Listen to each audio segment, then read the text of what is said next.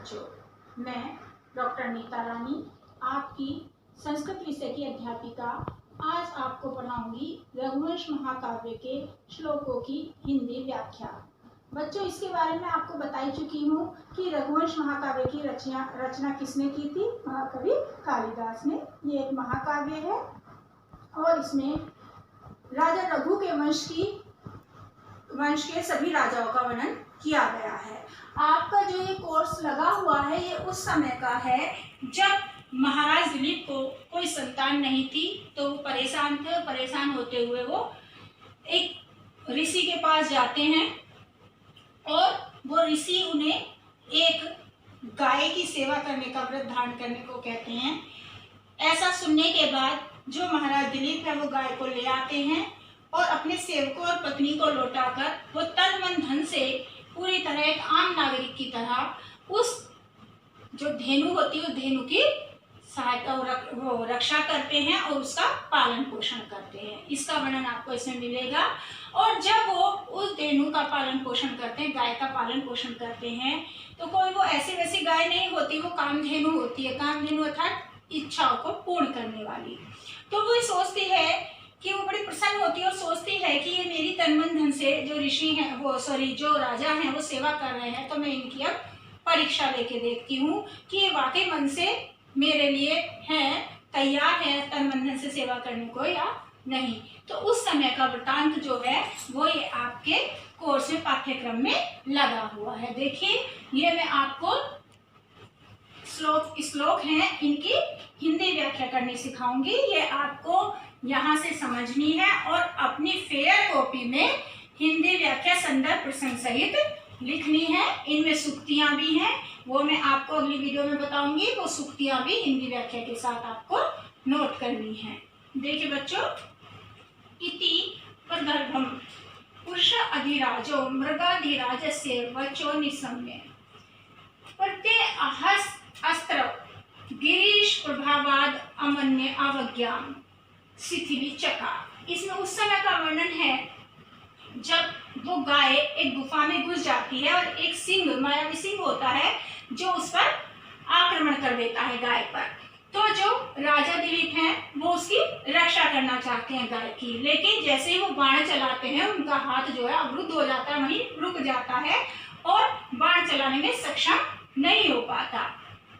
तो जो वो सिंह है वो बताता है, जब सिंह से पूछते तुम कौन हो, तो वो बताता है कि मुझे भगवान शंकर का अनुचर समझिए, सेवक समझिए। जब ऐसा सुनते हैं महाराज दिलीप तो वो उन्हें पता चल जाता है। तो उसका वर्णन है पुरुषाधिराज, अर्थात पुरुषाधिराज कौन? महाराज दिलीप, महाराजा दिलीप ने। मृगाधिराज को सिंह, सिंह के वचो निशम्य प्रगल्भम, प्रगल्भम साहस भरे, वचन वचो को निशम्य सुनकर महाराज दिलीप ने उस सिंह के साहस भरे वचनों को सुनकर प्रत्याहत अस्त्र गिरीश प्रभावात, शंकर जी के प्रभाव से प्रत्याहत अस्त्र चलाने में असमर्थ गति वाले अपने को ध्यान कर अवज्ञान शिथिली चकार, आत्मविषक शिथिली चकार अवमानना प्रकट की। इस प्रकार जो महाराज दिलीप हैं, महाराज दिलीप ने उस सिंह के साहस भरे वचनों को सुनकर शंकर जी के प्रभाव से अस्त्र चलाने में असमर्थ, अवज्ञान शिथिली चकार, आत्मविषयक अवमानना प्रकट की। आगे देखिए, प्रत्यय ब्रवीत च नमीसु प्रयोगे तत्पूर्व भंगे विथत प्रयत्नः जडीकृत सात्र्यंबक वीक्षणे वज्रम मुमुक्षनि वज्रपाणि। अब जब यहाँ उन्हें पता चल गया कि ये तो शंकर जी के प्रभाव से हो रहा है, तो तत्पूर्व भंगे, पूर्व में की गई विफलता के बाद, मतलब जो उन्होंने पूर्व में क्या सोचा कि मैं बाण चलाऊं लेकिन उसमें सफल नहीं हुए, विफल हुए, तो पूर्व में की गई विफलता के विथत प्रयत्न, विफलता के बाद नमिषु प्रयोगे वज्रम, बाण चलाने में पूर्व में की गई फलता के बाद वज्रम मुमुक्षुनिव वज्र चलाने की इच्छा करते हुए, लेकिन जड़ीकृत त्र्यंबक वीक्षणेन, कैसे? त्र्यंबक भगवान शंकर के द्वारा जड़ीकृत किए गए, किसके समान? वज्रपाणी इंद्र के समान। प्रत्यम अब्रवीत, उससे कहा, सिंह से कहा। तत्पूर्व प्रयोगे वितत प्रयत्नम जड़ीकृत त्र्यंबक वीक्षणेन वज्रम मुमुक्षुनिव वज्रपाणी प्रत्यब्रवीत नमसी प्रयोगे। पूर्व में धनुष चलाने की किए गए प्रयास के असफल होने पर वज्र चलाने की इच्छा करने वाले महाराज दिलीप ने, भाई वज्र चलाने की इच्छा कर रहे थे, लेकिन जड़ीकृत त्र्यंबक वीक्षण, दिलीप जो थे वो भगवान शंकर के द्वारा जड़ीकृत किए जाने पर, कैसे जड़ीकृत किए? वज्रपाणी इंद्र के समान। एक पुरानी कहानी मिलती है जिसमें इंद्र को स्थिरीकृत कर दिया था। किसने जड़ीकृत कर दिया था? किसने? भगवान शिव ने। उसी का वर्णन है कि जिस प्रकार से भगवान इंद्र को त्र्यंबक ने, वहां भगवान शंकर ने जड़ीकृत कर दिया था, उसी प्रकार भगवान शंकर जी के द्वारा इंद्र के समान जड़ीकृत किए गए महाराज दिलीप ने उससे कहा। किससे कहा? सिंह से कहा। सरुद्ध चेष्टस्य मृगेंद्र कामम हास्य वचद तद अहम विविक्षु अंतर्गतम प्राणभृताम ही वेद सर्वम भवान भावम अतो अभिदास्य, कि हे मृगेंद्र, हे सिंह, कामम हास्य वचद तद अहम विवक्षु, कि मेरे जो वचन है, जो मैं कहना चाहता हूँ, वो हास्यास्पद होगा। क्यों होगा? सरुद्ध चेष्टस्य प्राणभृता ही वेदम सर्वम अंतर्गतम, कि आप सभी प्राणियों के मन की बात जान लेते हैं, क्योंकि वो ऐसा वैसा नहीं, वो शंकर जी का अनुचर है। तो भगवान भावमतो अभिध्यास से, फिर भी मैं कुछ कहना चाहता हूँ कि हे मृगेंद्र, हे सिंह, कामम हास्य वचद तद अहम विवक्षु सरुद्ध चेष्टस्य अंतर्गतम प्राणभर्ताम ही वेदम सर्वम, कि मेरे द्वारा कहे गए वचन हास्यास्पद होंगे, क्योंकि आप सब कुछ जानने वाले हैं, मनुष्य के मन की बातों को जानने वाले हैं। भगवान भावमतो अभिध्यास से, फिर भी मैं आपसे कुछ कहूँगा। कैसा है वो? सरुद्ध चेष्टा से, चेष्टा करने में असमर्थ, अवरुद्ध चेष्टा वाला कहते हैं। चेष्टा वाले महाराज दिलीप कहते हैं कि ये सिंह, यद्यपि मेरे वचन, मेरे कहे गए वचन हास्यास्पद होंगे, फिर क्योंकि आप मनुष्यों के मन की बातों को जानने वाले हैं, लेकिन फिर भी मैं कुछ कहूँगा।